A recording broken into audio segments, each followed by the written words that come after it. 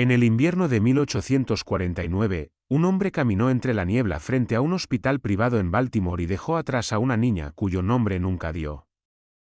Su vestido estaba cosido por completo, cada costura, cada botón, cerrado a mano con puntadas.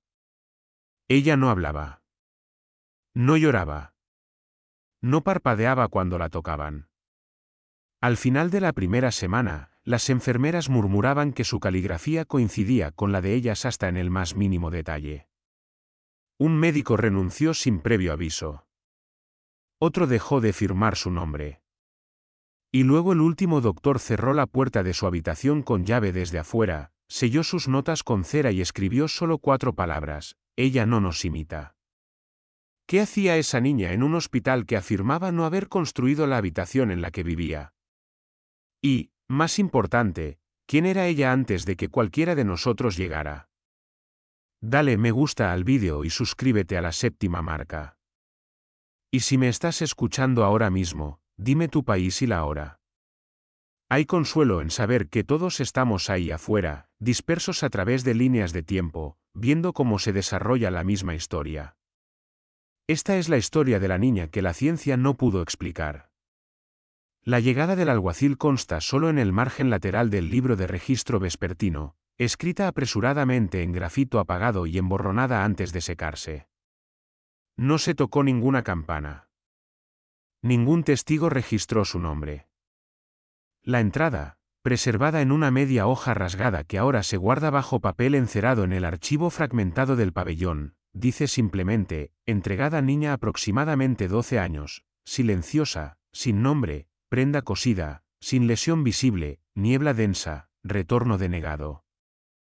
No fue dejada en el pórtico principal, como era costumbre en las entregas institucionales, sino en la puerta trasera de servicio, donde se recibían barriles y donde el mozo de cuadra más tarde afirmó que las ruedas no sonaron al marcharse. No se encontraron huellas de carruaje en la escarcha, aunque las huellas de botas de una niña eran visibles durante algunos metros sobre la grava, antes de desvanecerse cerca de la pila de piedra junto al pozo oriental. La niña no emitió sonido ni movimiento hasta que fue levantada por completo sobre un carro de lino y llevada al interior. La enfermera Agnes Kittarich, que había servido en Asbury durante 17 inviernos, fue la primera en manipularla directamente. En un memorándum dirigido a la matrona del lugar, archivado pero no firmado, describió la vestimenta de la niña como crespón de luto, teñido en frío, asegurado en todos los cierres con hilo encerado negro, sin costuras abiertas, de la barbilla a los pies. No había botones, ni ganchos, ni lazos. Cada costura estaba cerrada como si hubiera sido confeccionada directamente sobre el cuerpo. La costura corría sin nudo ni interrupción, como si se hubiera hecho en una sola sesión por una mano experta. Sus botas también estaban cosidas, con las suelas desgastadas en una curva que no coincidía con la zancada de la niña cuando fue levantada. La poca piel visible, antebrazos, cuello, no mostraba marcas, salvo la ausencia de piel de gallina a pesar del frío de enero. Su cabello, de un rubio apagado, estaba cortado recto a la altura de los hombros.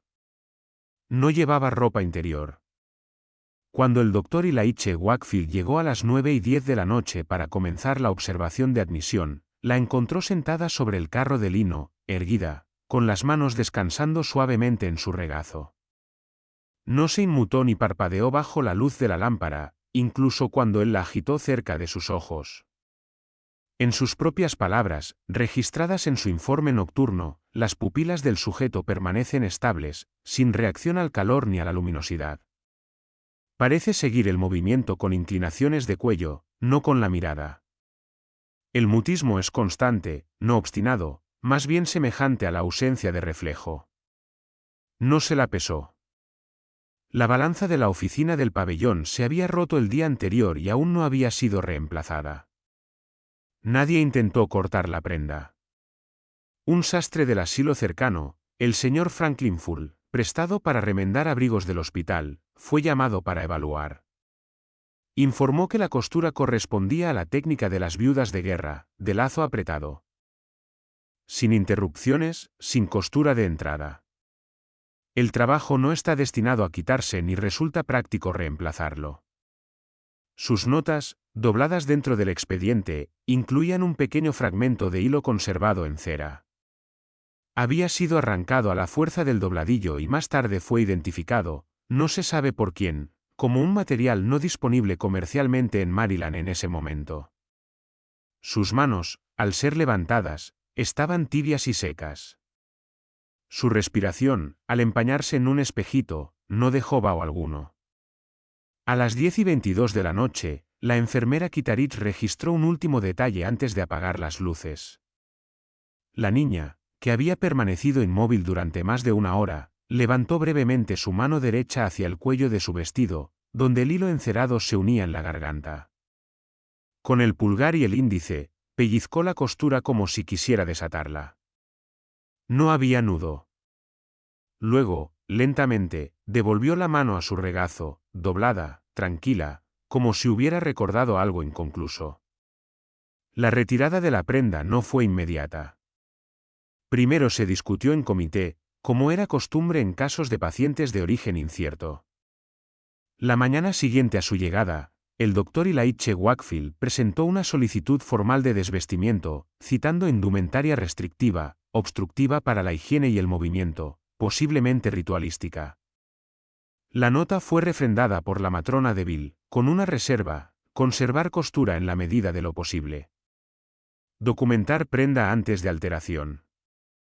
A las 2:15 de la tarde, la enfermera Agnes Kittredge, bajo orden y observación, comenzó a separar la prenda con tijeras quirúrgicas. El hilo ofreció resistencia, no por grosor, sino por adhesión. Los lazos encerados se pegaban entre sí como resina ablandada, atascando las hojas en cada corte. La extracción tomó casi una hora. La niña permaneció sentada, impasible durante todo el proceso, sus manos reposando exactamente en el mismo lugar que la noche anterior. Una vez retirada, la prenda fue colocada sobre una lona en la sala de exámenes del pabellón 3 y disecada en partes para su catalogación. La tela fue identificada como crespón ordinario de luto común en la moda de finales de la década de 1830. La costura, sin embargo, atrajo mayor atención. La enfermera Kittredge observó que los lazos no eran uniformes. Variaban en tamaño cada 5 pulgadas y cambiaban de dirección sin causa lógica. No fue hasta que se desplegó completamente el dobladillo que algo más deliberado salió a la vista. Oculto en el borde interior del forro inferior, donde se une dobladillo y forro en un doble pliegue, había un nombre. Bordado a mano en hilo marrón fino, el bordado era tosco, como si se hubiera hecho con manos temblorosas o bajo mala iluminación, y parcialmente oculto por la densa capa de cera. Aún así, era legible. 5 letras, cada una de no más de media pulgada de altura, arqueadas suavemente hacia arriba: EGWAC. La implicación era clara, pero el propio médico, al ser convocado, lo desmintió. El Dr. Wakefield, hombre metódico y conocido por su aversión a la improvisación, inspeccionó el dobladillo con guantes y no ofreció comentario inicial. Pidió una lámpara y luego una lupa. Solo después de un minuto entero de estudio en silencio habló: «Esa no es mi mano, ni empleo hilo de color». Luego se excusó, negándose a presentar una declaración escrita esa tarde. El vestido fue preservado en el sótano de almacenamiento de Asbury, envuelto en una mortaja de muselina y colocado dentro del mismo cofre de pino usado para documentos dañados por incendios. El 7 de enero, sin previo aviso, el vestido fue retirado por el secretario del hospital, Theodore Smalls, y llevado al gremio de encuadernadores de la ciudad para una tasación privada.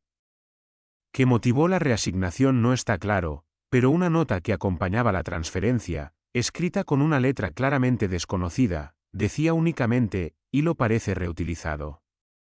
Identificar uso original». El informe del gremio, de 4 páginas sin sellar, sobrevive en el expediente institucional.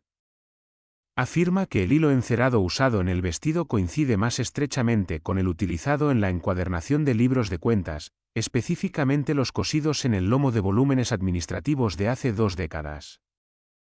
Ese mismo tipo de hilo era común en la encuadernación de volúmenes médicos antes de la reforma de 1835 en las prácticas de archivo. Lo más notable es que ese material fue eliminado por el propio Asbury Hall en 1836. No hay registro de cómo tal hilo habría entrado en una prenda confeccionada 13 años después. No faltan libros de pacientes en el archivo del hospital entre 1835 y 1841, pero varios volúmenes fueron reencuadernados durante las renovaciones de 1848. Las encuadernaciones originales fueron destruidas. El vestido envuelto en muselina no fue devuelto al inventario del hospital. Cuando la enfermera Kitarich preguntó por él en primavera, se le informó que el objeto había sido transferido a custodia municipal. No existe formulario de transferencia. El cofre en que había estado almacenado fue hallado vacío, salvo por un único lazo del hilo encerado. Estaba atado en un nudo, no usado para ropa, sino para encuadernación, un nudo de encuadernador. No desastre, y solo estaba deshilachado en el centro. No era práctica común entregar pizarras de escritura a los pacientes, particularmente a aquellos que aún no hablaban ni demostraban organización cognitiva. Asbury Hall mantenía un modesto suministro de pizarras para uso en terapia aritmética entre residentes alfabetizados, pero pocas permanecían intactas debido a la frecuente rotura durante episodios de angustia. Sin embargo, en la mañana del 6 de enero, la enfermera Clara Brennan, asistente transferida recientemente del asilo de viudas adyacente, fue observada colocando una de esas pizarras en el regazo de la niña sin instrucción directa. Nadie había solicitado que lo hiciera. La enfermera luego afirmó que fue un impulso, declarando en su memorándum escrito que las manos de la niña parecían expectantes, como si ya supieran cómo sostenerla. La niña aceptó la pizarra sin dudar. La tiza, ofrecida aparte, la tomó con la mano izquierda. Lo que siguió no fueron garabatos erráticos ni los bucles temblorosos que a menudo se observaban en pacientes no verbales que intentaban expresarse. En su lugar, la niña escribió lentamente, sin correcciones, una sola palabra en cursiva completa, Wakefield. La W mayúscula se formó con un bucle de apertura distintivo y un serif inicial afilado, coincidiendo exactamente con la firma del Dr. Elijah Wakefield tal como aparecía en los informes del hospital, hasta la inusual curva ascendente del trazo final. Las líneas de tiza eran tenues pero suaves, y no se había aplicado presión visible sobre la superficie de la pizarra. Cuando el propio médico fue convocado para ver la escritura, permaneció en silencio durante 30 segundos completos antes de pedir que la pizarra se dejara a un lado para un estudio posterior. No reconoció la caligrafía, ni recogió la muestra para sus propios registros. Sin embargo, en el libro diario se anota que el Dr. Wakefield modificó su firma en la semana siguiente, abandonando por completo la cursiva en favor de letras de imprenta. Un memorándum interno fechado 2 días después, emitido por la matrona de Bill al Consejo Administrativo del hospital, expresaba preocupación por la imitación involuntaria en pacientes expuestos a la observación del personal. En él, recomendaba que todas las formas de escritura, incluidas las entradas de registros e instrucciones de enfermería, se completaran fuera de la presencia de los residentes, y que las órdenes verbales se reemplazaran por señales no verbales siempre que fuera posible. Siguió un cambio silencioso en la política. Las pizarras de tiza fueron retiradas de la circulación. Los espejos fueron retirados de 2 cámaras de observación. Se redactó una propuesta para vendar los ojos a los pacientes durante las sesiones de dictado médico, aunque nunca se llevó a cabo. La pizarra original que contenía la palabra Wakefield fue guardada en el armario con cerradura debajo del escritorio de la enfermería. 3 días después, cuando la enfermera Brennan fue a recuperarla para la revisión programada por el examinador clerical del hospital, la pizarra había desaparecido. La cerradura no mostraba señales de manipulación, pero en su lugar se habían apilado 2 pizarras nuevas, sin usar y sin marcas. El enfermero de guardia nocturna, Arlon Pierce, presentó una declaración firmada en la que afirmaba no haber abierto el armario, ni haber tenido motivo para hacerlo, y no haber encontrado razón para investigar su contenido. También señaló, sin que se lo pidieran, que el cajón inferior derecho del escritorio, que había estado rígido durante varios años, ahora se abría sin resistencia. La pizarra original no ha sido recuperada. El Dr. Wakefield no la mencionó en sus informes posteriores. Sin embargo, en el libro de registros del 12 de enero anotó lo siguiente durante una revisión rutinaria de admisión de pacientes. Paciente permanece en silencio. No muestra hostilidad. Pizarra retirada. No se fomenta más escritura. Observación, zurda. Conoce sus letras, posiblemente las nuestras. La última línea fue tachada con lápiz, pero aún es visible bajo la corrección. Es la única vez en todos los registros del hospital en que el Dr. Wakefield se refirió a la niña en posesivo. Los registros arquitectónicos de Asbury Hall, enmendados por última vez en 1846 tras la expansión del ala este, describían las habitaciones de pacientes con dimensiones precisas. Las habitaciones 1 a 5, adyacentes al corredor principal, reciben plena exposición occidental y son ventiladas tanto por el tragaluz superior como por la rejilla de suelo, con aire impulsado desde una caldera de carbón bajo las escaleras del sótano. La habitación 6, sin embargo, da al norte, encajada en la pared exterior donde la piedra se engrosa casi 25 centímetros para reforzar los cimientos. Es la única cámara del ala sin ventilación funcional. Esto se anota sin urgencia en los registros de mantenimiento del hospital. De hecho, la habitación 6 aparece listada como baja circulación, aceptable para retención a corto plazo. La falta de corriente había sido observada por los ordenanzas durante años, pero nunca documentada como motivo de intervención. Sin embargo, en enero de 1849, durante un lapso de 5 días, surgió una nueva anomalía que exigió revisión. Cada mañana, al amanecer, cuando el personal nocturno entregaba turno, se hallaba una fina acumulación de hollín justo debajo del umbral de la pesada puerta de roble de la habitación 6. La sustancia siempre estaba seca, nunca más que un esparcimiento, y podía recogerse limpiamente sobre gasas o papel presionado. No se untaba como la ceniza de los hogares, ni tenía el peso húmedo del residuo de chimenea. El enfermero Pierce, que supervisó 2 de las limpiezas matutinas, lo describió en su informe manuscrito como polvo negro fino, aún no gastado, como caído, no arrastrado. No se permitían velas en la habitación 6 durante este periodo. A la paciente no se le habían dado útiles de escritura, fuentes de calor, ni acceso a tela o fósforos. El único objeto permitido además de la cama era un orinal reemplazado cada noche. Las paredes habían sido inspeccionadas el octubre anterior y reemplastadas con calorías. No corría ningún conducto a lo largo de la parte trasera de la cámara y, a diferencia de las habitaciones 1 a 3, no había rendija de ventana en el muro norte. Al principio, se supuso que un ordenanza, quizá distraído o supersticioso, había arrastrado hollín desde la sala de calderas por el pasillo y dejado residuos sin saberlo. El 10 de enero se emitió una única directiva de limpieza, instruyendo al personal a lavar las botas antes de entrar al pasillo este. El hollín reapareció la mañana siguiente. Para el día 12, el Dr. Wakefield ordenó retirar temporalmente a la paciente para cambiar la ropa de cama e inspeccionar paredes. La niña estuvo sentada en el corredor poco menos de 9 minutos, bajo la vigilancia de la enfermera Kittredge.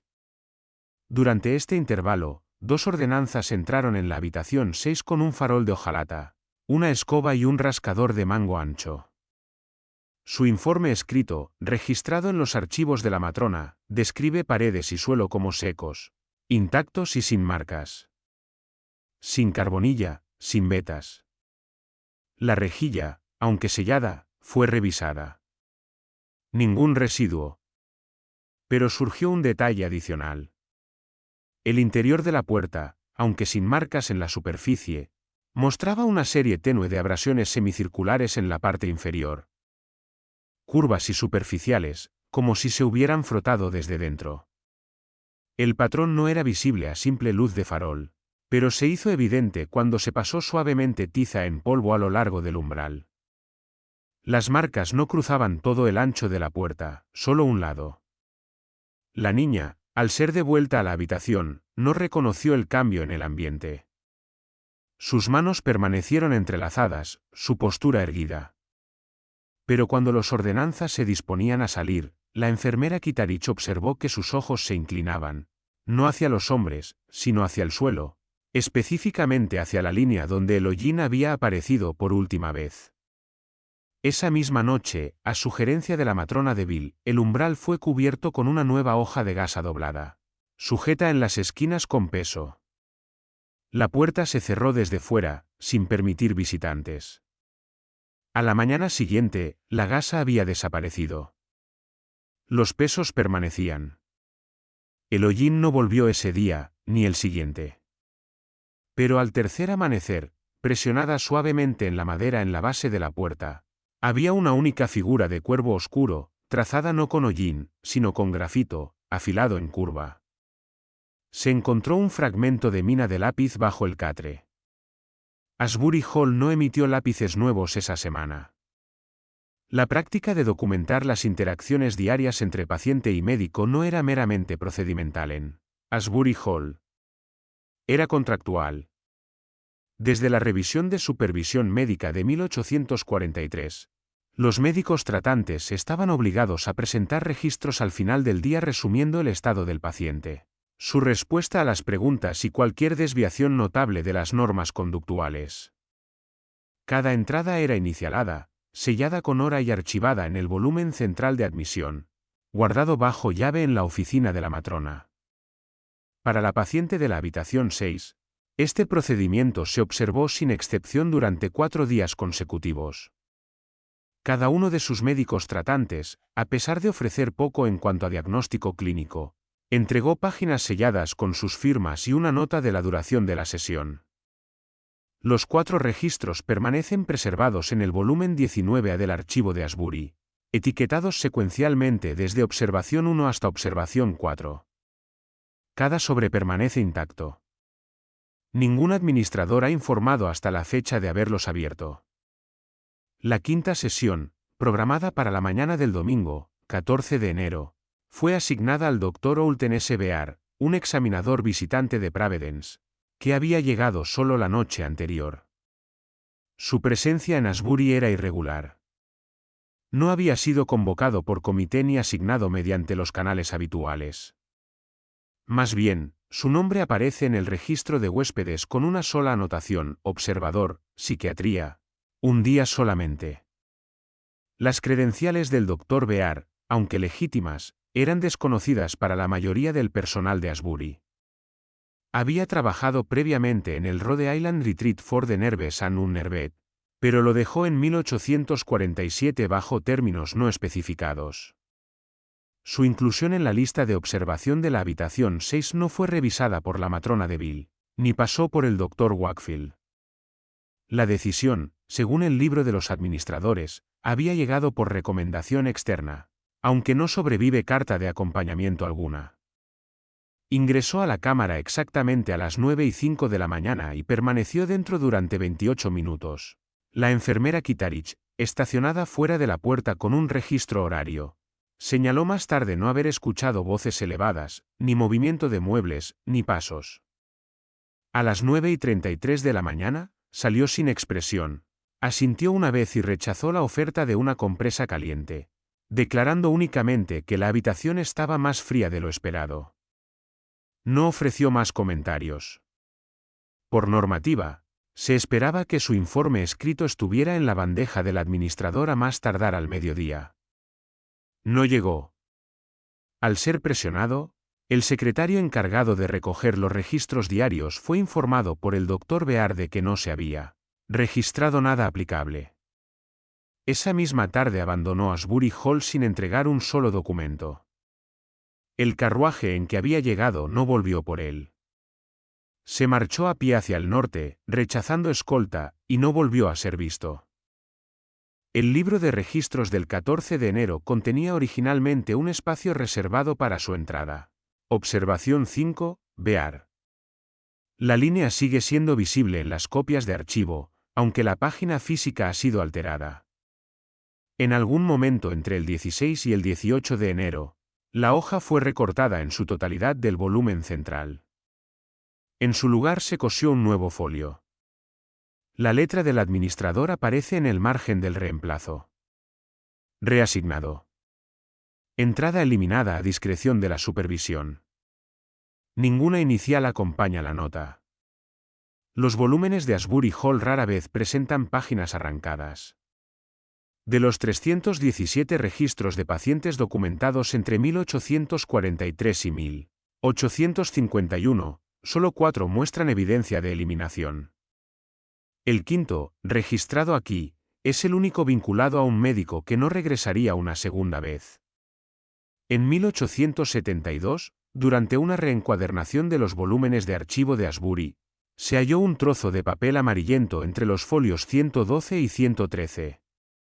Contenía solo 5 palabras, escritas en grafito tenue y medio borradas por la humedad. Ella ya conocía las preguntas.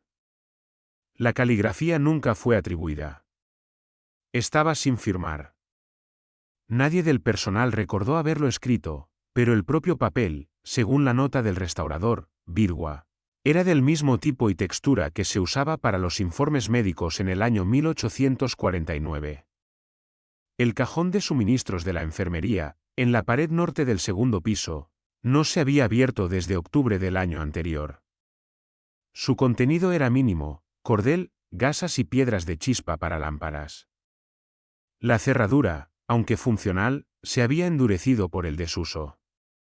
La llave permanecía en el escritorio de la matrona, firmada solo durante los inventarios trimestrales. La enfermera Elsie Dandridge, que ocupaba el turno nocturno de la enfermería durante los meses de invierno, no registró uso del cajón ni motivo de preocupación hasta el 16 de enero. Aquella mañana, mientras reponía tinturas del gabinete superior, observó el cajón entreabierto. Apenas 1 pulgada. Lo suficiente para revelar la ausencia del fajo de gasas y el borde enrollado de un documento doblado en su interior. La luz era escasa y no lo abrió más. Supuso, al principio, que había sido revisado durante la inspección dominical del botiquín de emergencia y no cerrado del todo. Lo empujó hasta cerrarlo. Al día siguiente, el cajón volvió a estar abierto, esta vez más ancho. Nadie había firmado por la llave. Dandridge confirmó que la cerradura no había sido forzada ni manipulada. El mecanismo permanecía intacto. Cuando lo abrió por completo, no encontró suministros médicos en su interior. En cambio, había 7 hojas de pergamino, colocadas en 2 pilas ordenadas y sujetas por un único estilete de madera. Ninguno de los papeles tenía sello oficial, pero cada página estaba escrita con una mano distinta. La hoja superior contenía un registro de observación firmado por el Dr. Elijah Wakefield, fechado el 10 de enero, aunque ningún documento de esa fecha había sido entregado al archivo del administrador. La entrada describía el silencio de la paciente, un intento de provocación visual usando un espejo de bronce y la siguiente frase final: ella no siguió el reflejo. Siguió la sombra de mi mano. La segunda página coincidía con la letra de la enfermera Clara Brennan, un memorando privado nunca destinado a archivo. Mencionaba la fuerza de agarre de la niña, que según sus notas superaba la de cualquier paciente femenina internada en sala o convalecencia. Otras páginas eran aún más extrañas. Una llevaba el nombre de Bear, el médico que no había presentado informe tras su única visita. La página estaba sin firmar, fechada solo con la frase luz de la tarde a través de la gasa, e incluía una única línea de observación: ella respira como si recordara cómo. El administrador, tras ser informado, ordenó sellar el cajón y transcribir su contenido. Se añadió un nuevo formulario de inventario al registro de suministros de la enfermería, esta vez en tinta roja, y la llave fue devuelta a su cajón. No se abrió ninguna investigación sobre cómo habían aparecido allí los documentos. Pero a la mañana siguiente, el 18 de enero, el cajón estaba otra vez abierto. El estilete se había movido 2 pulgadas a la derecha. Una nueva hoja había sido colocada sobre las demás. Su papel era algo más grueso, la tinta aún húmeda en los bordes. El texto no era una observación, sino una lista: 10 líneas, 10 nombres, todos escritos con letra infantil. 9 de los nombres coincidían con personal actual de Asbury. El 10º era desconocido, D.C. Matt, un nombre ausente de nóminas y correspondencia hospitalaria, pero que, al ser cotejado con registros de los primeros años del edificio, aparecía una sola vez en una nota marginal de los planos de construcción de 1831. Elevación interior revisada por D.C. Matt, muro norte de la enfermería. Ese muro ahora enmarca el cajón cerrado. El muro sin ventilación, sin vigas, sin revestimiento interno. Solo piedra. Y algo dentro que recordaba quién lo había tocado. La llegada del doctor Cerna Meininge no se coordinó por los canales habituales. Su nombre aparece primero no en la correspondencia hospitalaria, sino en una nota marginal en la última página de un registro de aduanas fechado el 16 de enero. Dr. Meininge, observador, Sociedad Neurológica Danesa, huésped temporal de Wakefield. No hubo carta de presentación, ni solicitud de acceso a los expedientes de pacientes. El aval de la matrona está ausente del registro oficial de visitas. No llevaba equipaje, solo una carpeta de cuero con 15 hojas sin marcas, dobladas y atadas con un simple cordel. Meininge, de 42 años, había estado vinculado al Instituto Municipal de Copenhague para Trastornos Neurológicos. Sus publicaciones se centraban en anomalías perceptivas, especialmente en pacientes con respuestas de memoria especular o casos de fijación ideomotora. En notas privadas intercambiadas entre el Dr. Wakefield y la Junta de Asbury, Meininge fue descrito como rígido en postura pero delicado en método, preciso hasta la obsesión. En la mañana del 20 de enero, a las 8:35, el Dr. Meininge entró en la habitación 6 sin enfermera acompañante. Rechazó ayuda. Durante 30 minutos, la sala permaneció en silencio. A las 9:08 pidió una segunda pizarra y un trozo adicional de tiza, especificando que ambos debían estar fríos al tacto y sin usar. Cuando el personal lo cuestionó, respondió que el calor residual podía afectar la secuencia asociativa de la paciente. El método de Meininge fue descrito más tarde en detalle por el Dr. Wakefield, quien observó el experimento desde el pasillo a través de la rendija de inspección. El neurólogo visitante presentó a la niña un símbolo a la vez, dibujado rápidamente en una hoja doblada, mostrándolo durante 3 segundos antes de ocultarlo. Los símbolos no tenían peso lingüístico alguno. Estaban compuestos de líneas que se cruzaban, formas geométricas y espirales quebradas, totalmente abstractos. La idea era probar si su capacidad de eco se extendía más allá del lenguaje, hacia el reconocimiento y la replicación de formas. Ella respondió tras el cuarto símbolo. No de inmediato, sino con un ligero ajuste de postura, inclinándose hacia adelante sobre la pizarra, como preparándose para copiar algo no recién visto, sino de algún modo recordado. No dibujó el símbolo tal cual. Lo reprodujo invertido, reflejado en un eje central y rotado 180 grados. Meininge se detuvo. Presentó otro. Ella repitió el acto. Espejo, inversión, réplica. Intentó romper su ritmo, alternando entre 2 símbolos, luego 3, luego 5, presentados en rápida sucesión. Sin dar indicio verbal alguno. Ella los dibujó todos, no en el orden presentado, sino agrupados por características compartidas. Primero las curvas, luego los ángulos, como si clasificara por intención estructural más que por memoria. Cada réplica era espacialmente consistente, proporcional, sin interrupciones. La tiza no se levantaba entre trazos. No había marcas guía ni correcciones. Cada línea seguía la lógica de un patrón que nadie más podía ver. Al concluir la sesión, Meininge recogió la pizarra sin hacer comentario alguno y se retiró a la oficina de la enfermería, donde permaneció poco más de 90 minutos. No produjo un informe formal. En su lugar, dejó un papel doblado sobre el escritorio del Dr. Wakefield, etiquetado solo como eco sujeto prueba de forma. El papel fue abierto más tarde por la matrona Debel durante las rondas vespertinas.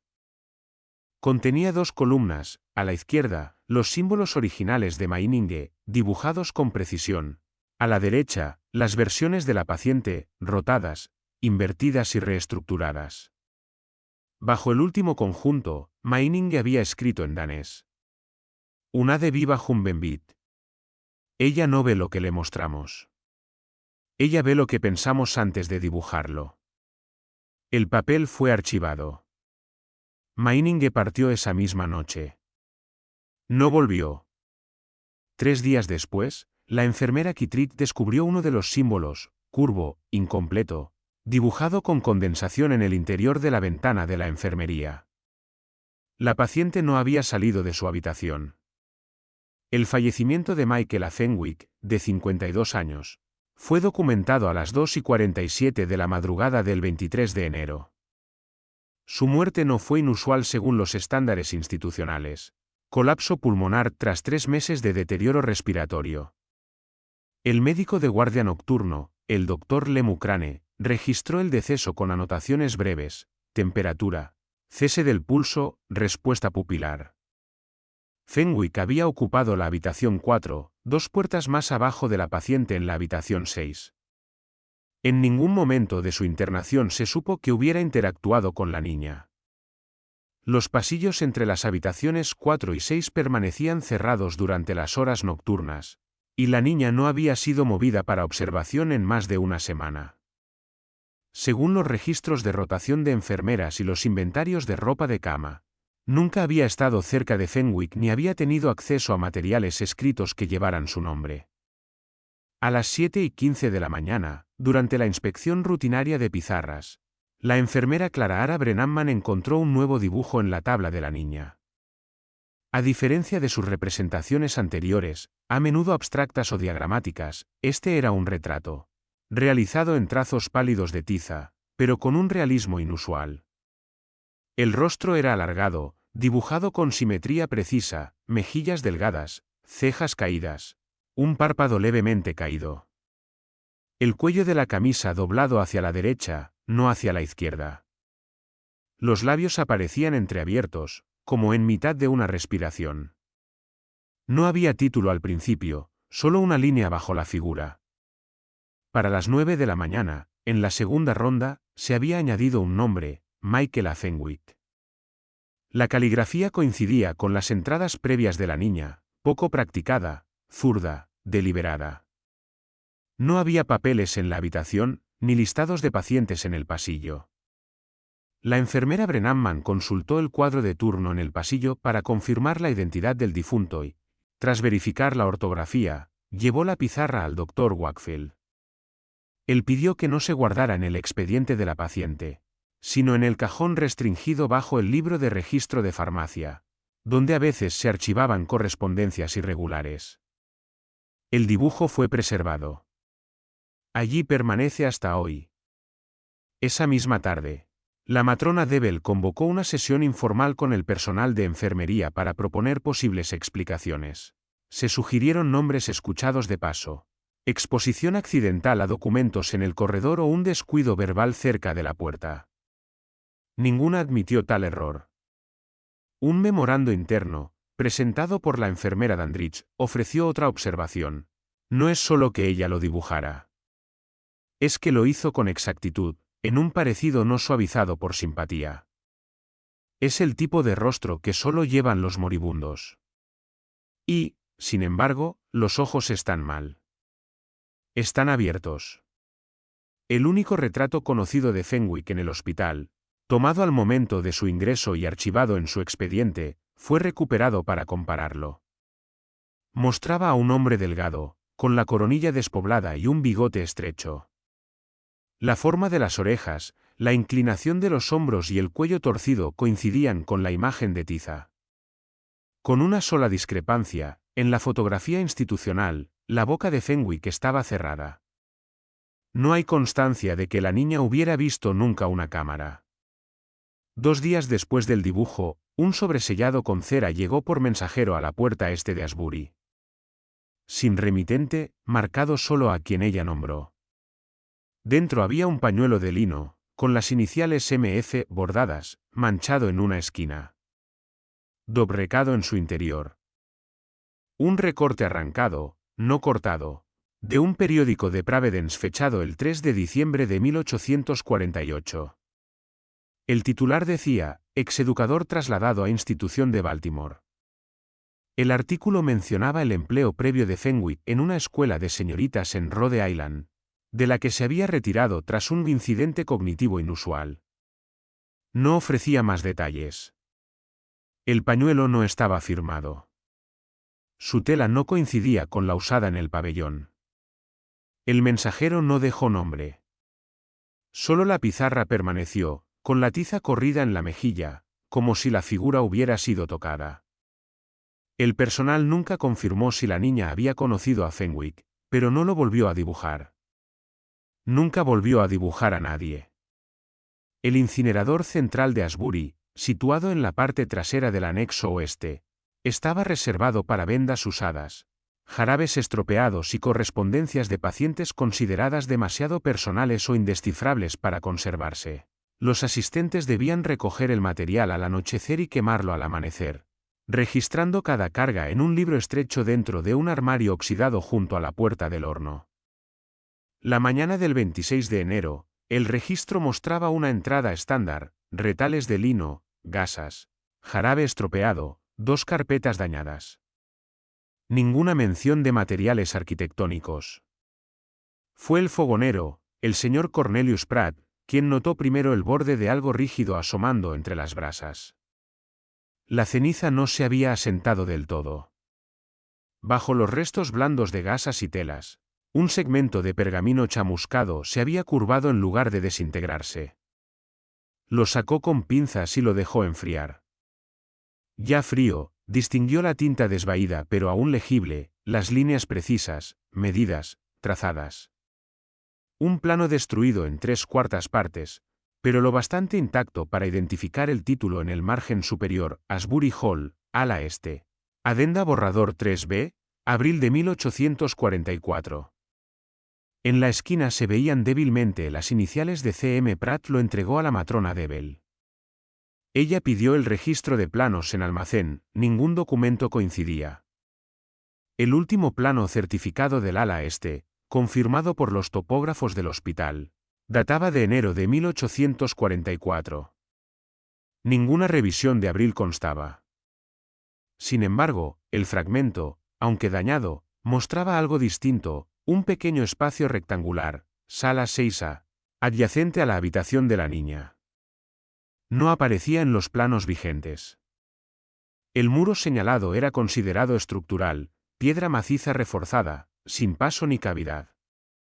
Pero allí estaba, delimitado con medidas, altura 1,88 metros, ancho 1,14 metros, fondo sin indicar. Wakefield inspeccionó el fragmento en silencio.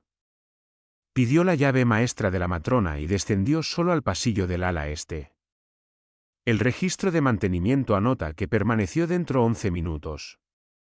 Al regresar, no comentó nada ni redactó informe. La llave fue devuelta.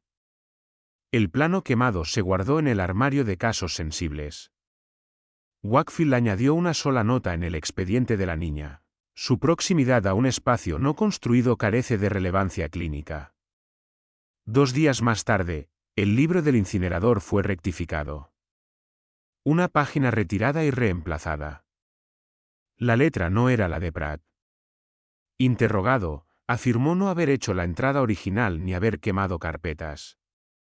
Solo recordaba el plano. Las iniciales de CM, se recordó después, coincidían con las de unas notas de construcción de 1831, las mismas vinculadas al muro falso 2 semanas antes. En la reinspección de 1851 por plaga de roedores, los albañiles midieron el área junto a la sala 6. En el muro interior noreste, 2 piedras mostraban asentamiento irregular. Una junta vertical, casi invisible, recorría el centro, oculta tras enlucido. La piedra era más reciente que la del pasillo. No hallaron cavidad tras ella. Pero al golpear con el mango del martillo, no sonó un golpe sordo de densidad, sino algo distinto. Retumbó una vez, y no más. Durante 4 días consecutivos, la niña de la sala 6 no produjo nada. Ni marcas, ni gestos, ni imitaciones. Hasta entonces, sus pizarras habían mostrado un ritmo, esbozos, símbolos invertidos, escrituras aproximadas, como recordadas más que observadas. Desde el 29 de enero, se quedó inmóvil. Manos juntas en el regazo, la vista fija. Sin parpadear apenas. Aceptaba alimento, no respondía a órdenes. Sin fiebre, sin alteraciones de pulso, sin señales de retirada. Según la enfermera Dandridge, no dormía, tampoco estaba despierta, estaba detenida. Wakefield atribuyó el cambio a fatiga de imitación. Anotó, sujeto probablemente exhausto por la tensión cognitiva previa. Se espera reducción de la respuesta superficial. Se dejó una pizarra junto a su cama. Permaneció vacía 3 días. En la cuarta mañana, 2 de febrero, apareció llena. No con dibujos ni cursiva repetida, sino con escritura. Palabras sencillas, líneas cortas, sin título ni fecha. A simple vista parecían ejercicios básicos de frases sujeto-verbo, como en terapias de retraso del desarrollo. Pero al examinarlas, revelaban otra cosa. Cada línea describía a un individuo, no por nombre, sino por circunstancia. 3 se transcriben aquí, tal cual. La enfermera que come sola en la escalera no ha contado a su madre sobre el bebé. El hombre cojo escribe con la izquierda pero enseña con la derecha. Olvida que lo hace. La llamada matrona seca lágrimas de su delantal antes de entrar. Ninguna de estas observaciones había sido expresada en voz alta. Ninguna estaba incluida en los archivos del personal. Sin embargo, cada una, cuando se cotejaba informalmente con los comportamientos del personal, resultaba verificable para quienes habían trabajado el tiempo suficiente como para notar tales patrones. La enfermera con el hábito de la escalera se presumió que era la señorita Elia Iraftoft, quien, después de ser interrogada discretamente, negó el detalle categóricamente, y la semana siguiente, presentó una solicitud de renuncia. El doctor Wakefield no registró de inmediato el contenido. En su lugar, ordenó que la pizarra fuera limpiada y sustituida por una nueva. Al anochecer, la nueva pizarra contenía 6 inscripciones más, todas redactadas de manera similar, todas inquietantemente específicas. Una de ellas decía: el hombre de negro que nunca habla, huele al camphor y sabe quién usó el cajón oculto. No había constancia de ningún hombre vestido de negro en el libro de visitas esa semana. El único individuo confirmado en llevar un abrigo negro completo en ese periodo fue un inspector de botica de la Junta Municipal, el señor Josas Bell. Había pasado por la enfermería el 28 de enero para una inspección no programada de tinturas. No se le informó del asunto del cajón oculto, ni se divulgó su presencia a la niña, cuya habitación estaba en el pasillo opuesto y permaneció cerrada durante toda su visita. La anotación más inquietante apareció la mañana del 3 de febrero. Escrita en el centro de la pizarra, con caracteres más grandes, se leía: el hombre que lee mis palabras está olvidando lo que sabía antes. Debajo, en texto más pequeño, él no escribirá después de esto. Ese día, el doctor Wakefield no registró ninguna entrada. A la mañana siguiente, la enfermera Katie descubrió las notas de observación del médico correspondientes al 3 de febrero, aún sobre su escritorio, sin firmar, a medio completar, la tinta seca a mitad de un trazo. La última línea decía: paciente consciente de conocimiento privado. Riesgo de... La frase terminaba ahí. La página nunca fue archivada.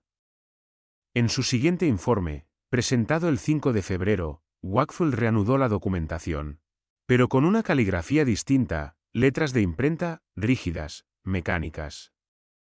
La niña nunca la imitó, ni una sola vez. El ala este de Asbury Hall fue clausurada al anochecer por orden del superintendente interino el Swinsurret. La decisión siguió a una serie de irregularidades que implicaban manipulación de registros, correspondencia no autorizada y la reaparición inexplicable de documentos que se creían destruidos. Oficialmente, el motivo del cierre se presentó como una evaluación estructural de 3 días y una auditoría de seguridad de pacientes, necesarias por quejas de flujo de aire inconsistente y fallos en los conductos. Internamente, sin embargo, se instruyó al personal a permanecer en sus respectivos aposentos y a restringir la comunicación hacia fuera de la enfermería. 12 miembros del personal quedaron de guardia dentro del corredor sellado. 7 pacientes fueron confinados en las habitaciones 2 a 7.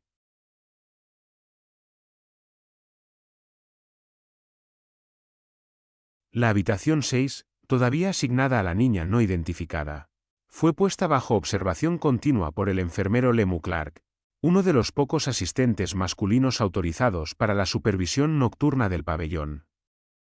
A las 2:40 de la madrugada de la segunda noche del encierro, se oyó sonar una campana del pasillo, una sola vez, débilmente y sin causa aparente. Ningún miembro del personal informó haber tirado de una cuerda. Las campanas, recableadas por última vez en 1846, habían caído en desuso parcial y se sabía que se alteraban con los cambios de temperatura del edificio.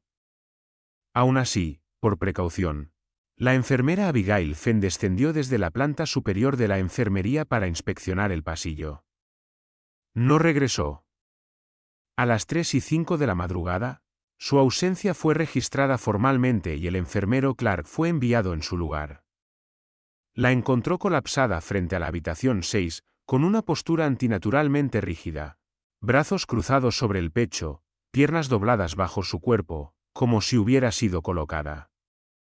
No presentaba trauma visible, ni moretones, ni signos de caída o convulsión. Su pulso estaba presente, pero débil. Su boca, sin embargo, había sido forzada a permanecer cerrada. Cuando el doctor Wakefield llegó 12 minutos después e intentó la resucitación, descubrió la obstrucción. Tropezó con grumos de material blando, empacados entre los dientes y presionados profundamente en la garganta. La extracción requirió 2 instrumentos. Al desenrollarlo, se identificó la sustancia: pulpa húmeda, papel desgarrado, saturado de tinta, ablandado y amasado en un tapón denso. La tinta era negro de agallas de hierro. El papel no tenía marca de agua, pero parecía archivístico. 3 fragmentos conservaron letras parciales, invertidas como si hubieran sido impresas mucho tiempo antes, ahora casi ilegibles. Uno contenía medio nombre, el. Otro preservaba una fecha en el margen inferior, probablemente parte de un pie de página de un libro de contabilidad. 2 de febrero de 1849. La enfermera Fenn permaneció inconsciente durante 9 horas. Al despertar, no recordaba angustia alguna, ni lucha. Su último recuerdo era descender las escaleras, escuchar el chirrido de la pizarra dentro de la habitación 6 y, en sus palabras, sentir como si estuviera a punto de ser escrita. La habitación 6 fue hallada sin alteraciones. La niña estaba sentada erguida en su catre. Sus manos estaban manchadas de tinta hasta la muñeca, aunque no se le había entregado tinta alguna desde el 17 de enero. Bajo su cama, se recuperó una pizarra con una sola frase repetida 6 veces. Él no sabía su nombre. No se intentó corrección pronominal. Cada repetición era idéntica en trazo y espaciado. Al comparar la escritura con muestras previas, el enfermero Clark notó una desviación. La inclinación de las letras coincidía ahora con la suya propia. Esa mañana, el doctor Wakefield redactó un informe solicitando la reasignación de la enfermera Fenn al pabellón de convalecientes. Fue trasladada sin más evaluación. Los fragmentos de papel fueron almacenados en un sobre sin marca dentro del gabinete del administrador, junto con la pizarra y un único índice encuadernado en cuero, recuperado del suelo de la oficina. El índice, que se creía un libro de cuentas extraviado de 1842, estaba vacío. Cada página había sido retirada, solo quedaba la tapa. En la solapa interior, presionado en el cuero como si hubiera sido grabado con el dorso de una pluma metálica, había una inscripción: poco profunda, casi borrada. No dejes nada sin escribir. La escritura comenzó en algún momento entre la medianoche y el amanecer.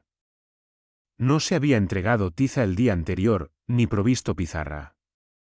Tras los eventos recientes del cierre del pabellón, el protocolo de Asbury había cambiado hacia restringir el acceso no supervisado a materiales de escritura para todos los pacientes del ala este.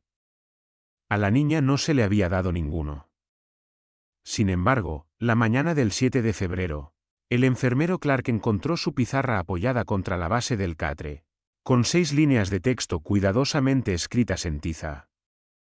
El guión era angosto, compacto y en espiga, carente de la curvatura de la cursiva inglesa. Los signos parecían una mezcla de alemán gótico y escritura eclesiástica, ninguna de las cuales se enseñaba ni usaba en la institución. La niña, sentada en su catre con las manos juntas, no hizo ningún gesto hacia la pizarra, ni intento alguno de reclamar autoría. El texto fue mostrado al Dr. Wakefield, quien notó el uso de caracteres ya ausentes en la ortografía latina moderna, incluyendo la E, la yo, y un símbolo desconocido que recordaba a una T girada con una barra transversal subrayada. Wakefield, fluido en francés y latín, no pudo traducirlo. Inicialmente, el personal sospechó un cifrado inventado, tal vez una fabricación derivada de exposición previa a materiales impresos fragmentarios. La pizarra fue llevada a la enfermería para su transcripción, donde permaneció 2 días sin interpretación significativa. El asunto probablemente habría terminado allí de no ser por la reaparición del Dr. Saurin Meininge, quien había abandonado Asbury el 20 de enero tras su experimento con símbolos reflejados. Meininge regresó sin previo aviso la mañana del 9 de febrero. No ofreció justificación para su retorno, solo declaró que ciertos patrones se habían vuelto más claros. Al ser mostrado el pizarrón, lo examinó en silencio durante casi 15 minutos antes de confirmar que el idioma era una forma de antiguo danés oriental, registrado por última vez en uso eclesiástico limitado a inicios del siglo XVIII y prácticamente abandonado después de 1735. Lo que generó particular preocupación no fue solo la rareza del idioma, sino la forma. Meininge identificó el texto como ritualístico, no teológico, sino mnemónico. Las líneas se asemejaban a las usadas en ejercicios de preconfirmación en escuelas religiosas de la costa báltica, en particular cerca de Sevilla, donde un efímero movimiento de entrenamiento pedagógico de memoria floreció entre 1700 y 1720. La niña, señaló, había escrito con una cadencia específica conocida como script form, en la cual las sílabas finales se abrevian por forma en lugar de sonido. Este estilo de escritura, insistió Meininge, no había sido enseñado fuera de un reducido círculo de instructores monásticos y había desaparecido mucho antes de la llegada de la escolarización masiva en Dinamarca. El Dr. Wakefield cuestionó cómo una niña nacida, presumiblemente, en Estados Unidos y de movilidad limitada, podía adquirir fluidez, aunque parcial, en un idioma extinto en papel por más de un siglo y geográficamente remoto. A esto, Meininge no ofreció hipótesis, solo recomendó que la niña no fuera expuesta a más lenguajes, textos o símbolos. Él creía que ella no traducía, sino que reproducía. Y lo que reproducía, temía, puede que no se originara en ella. Más tarde esa noche, mientras transcribía el guión en papel, la enfermera Dandridge notó algo extraño en la última línea. Entre los caracteres desconocidos había una sola palabra en inglés, separada por espacios y subrayada 2 veces. Full. Meininge la tradujo en voz baja como completo o, más ominosamente, terminado. Cuando se le preguntó si aquello denotaba el final de una frase o algo más definitivo, Meininge respondió únicamente que, en la gramática de ese dialecto, la palabra nunca se colocaba al final. Siempre se escribía en el centro, lo que implicaba algo inacabado por ambos extremos. La pizarra fue guardada bajo llave en el almacén. No aparecieron más escritos durante los siguientes 3 días. Pero al cuarto, se encontró una nueva línea, escrita no en la pizarra, sino débilmente sobre la pared, justo encima del catre de la niña.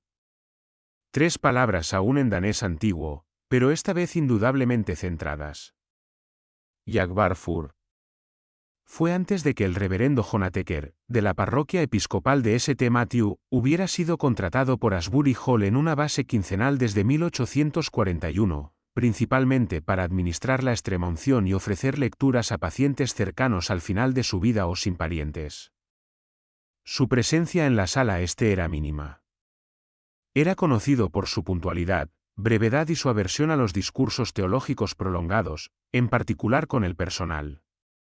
Las entradas en sus registros eran escasas, sus lecturas bíblicas seleccionadas con precisión mecánica y sus homilías, cuando se ofrecían, se entregaban en menos de 10 minutos. No era su costumbre involucrarse en asuntos de política administrativa. Eso cambió el 14 de febrero. Su entrada en el registro de visitantes esa mañana es inusual tanto en contenido como en tono. Garabateado apresuradamente en el margen izquierdo estaban las palabras: se requiere consejo personal. No retrasar evaluación. Debe ser trasladada. La entrada se refería sin lugar a dudas a la paciente de la habitación 6. No existía registro previo de que el reverendo hubiera hablado con la niña o la hubiera observado. Según los registros de turnos de enfermería y de comunión, nunca había entrado en su habitación ni había hecho referencia a su caso durante los servicios en la capilla. Sin embargo, esa mañana, sin previo aviso, solicitó una audiencia privada, no con el personal, sino con la propia niña. El doctor Wakefield, aunque receloso, lo permitió. Más tarde escribió en su diario, que el hombre de fe observe. Tal vez nombre lo que la ciencia no puede. Ninguna enfermera estuvo presente en la habitación durante la visita. Sin embargo, la enfermera Abigail Fenn permaneció apostada fuera de la puerta y mantuvo un registro de tiempo de la interacción. El reverendo entró en la habitación 6 exactamente a las 10:17 de la mañana y permaneció dentro, durante 7 minutos. El único sonido anotado desde el interior fue el ligero chirrido de la silla al ser apartada de la pared. No se escucharon oraciones, ni palabras, ni llamados de auxilio. A las 10:24 de la mañana, la puerta se abrió. El reverendo salió lentamente, los hombros encogidos, los labios entreabiertos como si estuviera a mitad de una frase, pero incapaz de terminarla. No firmó la salida. No recogió su abrigo de la antesala. Caminó directamente por el pasillo, pasó la enfermería y salió por la puerta norte del personal. Para cuando la enfermera Fenn regresó al escritorio para anotar la hora, él ya había atravesado la verja de hierro forjado y desaparecido en la calle. Nunca regresó a Asbury. El 16 de febrero, el hospital recibió una carta de su puño y letra. No contenía saludo, solo una frase seguida de su firma. Hay ojos que conocen el nombre del silencio. Reverendo Jonat. No se ofreció más explicación. Ese mismo día presentó su renuncia a todos los capellanatos institucionales. Dentro de la habitación 6, la niña permanecía sentada. La enfermera Fenn no informó nada inusual en su postura o expresión. Pero cuando la silla fue devuelta a la esquina, el personal descubrió un pequeño folleto doblado que descansaba sobre el asiento. El papel contenía un pasaje del Evangelio de Marcos, copiado a mano en la escritura familiar. El pasaje no era la selección estándar para los ritos de Asbury. Se había tomado del capítulo 5, la curación del hombre poseído por legión. En el margen, con tinta desvaída, alguien, quizá él, quizá no, había subrayado un solo versículo, y le rogaba mucho que no los enviase fuera de aquella región. El folleto fue archivado en el expediente de la paciente bajo observaciones misceláneas. Sigue sin reclamarse. Más tarde esa semana, se encontró una nota escrita débilmente en el marco superior de la puerta de la habitación 6, justo sobre el dintel, visible solo cuando la luz incidía al atardecer. 3 palabras, borrosas pero legibles, él lo supo temprano. Exactamente a las 6:35 de la tarde del 19 de febrero, el doctor Edwin Overin, el último médico asignado a la paciente de la habitación 6, presentó su renuncia a Asbury Hall. No fue una salida formal. No se había presentado aviso previo. No se hizo ningún anuncio verbal a la administración ni a la matrona. En su lugar, la enfermera Clara Brennan descubrió la carta a la mañana siguiente, colocada cuidadosamente sobre el escritorio principal de la sala de la enfermería, sostenida por un índice médico de la semana anterior. El sobre no llevaba nombre, solo una gota de cera carmesí sin insignia. Su sello había sido presionado con el extremo romo de un estilete, irregular, aplanado y ligeramente cóncavo. En el interior, en una hoja de vitela doblada, no mayor que un folleto de comunión, había 3 breves líneas. Ella no aprendió de nosotros. Nosotros aprendimos de ella, y ahora no sabemos quiénes somos. No acompañaba ningún otro documento. El registro de observaciones del hospital para el 19 de febrero, que debería haber contenido las notas diarias del Dr. Oberyn, permaneció en blanco. La última entrada de su puño y letra estaba fechada 2 días antes, y aún esa carecía de firma. Cuando la enfermera Dandridge intentó recuperar el archivo de Oberyn en sus aposentos, encontró los cajones vacíos. Su abrigo, botas y pertenencias personales habían desaparecido. Su nombre había sido tachado de la placa de la puerta con una sola línea de carbón. No hubo testigos de su partida, y no se había ordenado ningún carruaje en la puerta. Al pie de su cama desocupada, la matrona Debel encontró un libro de registro abierto, volumen C, 1849, admisiones. La página estaba doblada una vez, plegada hacia atrás para mostrar una lista parcial de rotaciones semanales. La entrada de la niña, indexada únicamente como hembra sin nombre, East Hall, habitación 6, había sido anotada en tinta desconocida. La caligrafía, aunque fluida y legible, no coincidía con la de Oberyn. El margen junto a su nombre contenía una sola palabra, de vuelta. No dada de alta, no fallecida. Solo de vuelta. ¿De vuelta a dónde y a quién? Sigue sin determinarse. Los intentos de rastrear el paradero del Dr. Oberyn no dieron resultado. No fue hallado en casas de huéspedes de Baltimore, ni su nombre apareció en los registros de trenes de salida. Las cartas enviadas a su familia en el condado de Charles fueron devueltas sin abrir. Una pequeña nota en el Baltimore Evening Transcript del 1 de marzo enumera su licencia médica como suspendida indefinidamente por no comparecer a la revisión de la Junta. La nota en sí, la vitela doblada, fue finalmente sellada dentro del cajón de registros restringidos de Asbury, donde correspondencias irregulares y materiales inexplicables se habían acumulado silenciosamente desde la llegada de la niña. A finales de mes, el cajón contenía 9 elementos no documentados. Entre ellos, una impresión de sello de cera incrustada en una gasa, una muestra de escritura sin fuente coincidente, y una página medio quemada del volumen A del registro de ingresos de 1835 que solo contenía una frase parcial, uno que nunca entró, y aún así dejó huella en el registro. La niña permaneció sin respuesta el resto de la semana. Ni habló ni escribió. Comía cuando se le indicaba, dormía en intervalos regulares y no mostró reconocimiento alguno de la ausencia de Oberyn. En la mañana del 24 de febrero, la enfermera de guardia anotó algo nuevo. Una ligera decoloración en el interior del cajón de la pizarra bajo el catre de la niña. Al abrirlo, el fondo del cajón reveló 3 líneas grabadas con la punta de una aguja, lo suficientemente profundas como para marcar, pero no perforar. No hizo preguntas. No dejó nombre. Recordaba demasiado. La incisión no estaba firmada. La renuncia de Oberyn fue aceptada en ausencia. No se asignó reemplazo. 33 años después de que la niña sin nombre fuera registrada por última vez en Asbury Hall, se encargó un esfuerzo de renovación bajo la supervisión de la Junta de Instituciones Públicas de Maryland. La iniciativa, parte de un esfuerzo mayor para modernizar instalaciones envejecidas en todo el estado, incluía el cableado eléctrico, la ampliación de pasillos y la sustitución de conductos de carbón y techos de pizarra.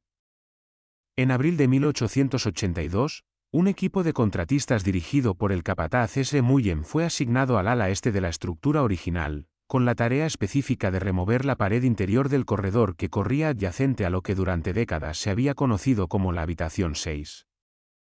Según el informe de Mullen, la pared parecía innecesariamente gruesa, doblemente forrada en algunos puntos y sin contener conductos ni acceso a tuberías. Al retirar el yeso y las vigas de carga, los trabajadores descubrieron no la parte posterior de otra cámara como se esperaba, sino piedra sólida, enrasada, asentada en seco y cubierta con una segunda capa de listones. La pared no contenía marco de puerta, ni ventana, ni abertura. No era una partición. Era el final de algo. Siguiendo el protocolo estándar de archivo, se solicitó a la Oficina Estatal de Registros Arquitectónicos la recuperación de todos los planos y diagramas de Ashbury desde su construcción original, incluyendo cualquier revisión del ala este anterior a la década de 1850. Se esperaba que esos documentos reflejaran el diseño institucional durante la expansión de 1846, en particular la distribución de habitaciones de aislamiento en el corredor este. Lo que se recibió en su lugar planteó más preguntas de las que respondió. Entre el material devuelto había un rollo de frágil papel azul rotulado Ashbury, East Block Draft, 1839. El diagrama, arrugado y dañado por el agua, estaba hecho en tinta marrón y llevaba la firma del arquitecto del sitio, Daniel C. Matt, su nombre apenas visible en el rincón inferior izquierdo, coincidiendo con las iniciales DCM que habían aparecido en documentos internos décadas antes. En ese borrador, la habitación 6 no aparecía. Ningún cuadrado con ese número estaba dibujado. En su lugar, un estrecho conducto estaba etiquetado en cursiva desvaída, escape, solo fuego, LV sellado. Las anotaciones en el plano indicaban que debía servir como salida de incendios, accesible solo a través de una trampilla exterior y un sistema de escalera que nunca se instaló. El espacio debía permanecer vacío, tapiado, sin luz y no apto para la habitación. Pero los registros de pacientes, las inspecciones físicas y docenas de relatos de primera mano del personal a lo largo de décadas confirmaban la existencia de la habitación 6 como una cámara amueblada y funcional, una habitación con cama, iluminación, cajones de pizarra y ventanas de observación regulares. Una habitación, evidentemente, que no estaba dibujada. El 19 de abril de 1882, durante la remoción de piedra en el corredor interior, un trabajador identificado en los registros como Harold Kemp informó del repentino desmoronamiento de una junta de mortero que reveló lo que describió como un conducto hueco de no más de 15 centímetros de profundidad, frío y seco. Al seguir picando, el espacio se ensanchó lo suficiente como para insertar una mano enguantada. No siguió corriente de aire, solo silencio. Dentro de la cavidad, envuelto firmemente en lo que parecía ser gasa o lino médico en descomposición, había una etiqueta encerada, amarillenta, con las esquinas curvadas y en blanco. Pero cuando fue expuesta a la luz solar esa misma tarde, la etiqueta reveló una impresión en relieve, débil y visible solo desde cierto ángulo, 3 dígitos en relieve sin tinta, A1. El número no coincidía con ninguna designación de habitación existente en el pasado o presente de Ashbury, ni correspondía a marcadores de pasillo, códigos de piso o índices de suministros. Al compararse con los planos históricos, nunca se había usado ninguna secuencia terminada en A1. La gasa que lo envolvía, según el análisis posterior realizado en Johns Hopkins en 1883, contenía una concentración residual de tinta de agallas de hierro, oxidada e ilegible, incrustada en la trama como si algo hubiera sido escrito y luego borrado. La cavidad de piedra fue sellada nuevamente 2 días después. El pasillo fue ampliado. La habitación 6 se convirtió en un armario de ropa blanca. Ninguna mención adicional de la cavidad apareció en el informe final del Estado, pero en el cuaderno de campo del capataz, conservado en el archivo de la Sociedad Histórica de Baltimore, aparece una anotación a lápiz junto a la fecha del hallazgo. La habitación encaja con la niña, pero la pared no encaja en ningún plano. No la firmó. Nunca se presentaron papeles de alta, ningún registro de entierro, Y la habitación 6 fue convertida en almacén antes de que alguien pudiera explicar cómo se había usado realmente. Su nombre nunca fue escrito en el censo. Su caligrafía fue encontrada en 7 registros distintos del personal, pero nadie la vio escribirlos. No realmente. Algunas historias nunca estuvieron destinadas a ser registradas. Esta estuvo a punto de ser borrada. Pero ahora la has visto. Si crees que historias como esta merecen ser contadas, suscríbete a The Seventh Mark. Y si aún sigues escuchando, deja un comentario con tu país y la hora. Porque incluso ahora, a través de los años y de los océanos, es un extraño consuelo saber cuántos de nosotros seguimos aquí, leyendo lo que nunca debió ser escrito.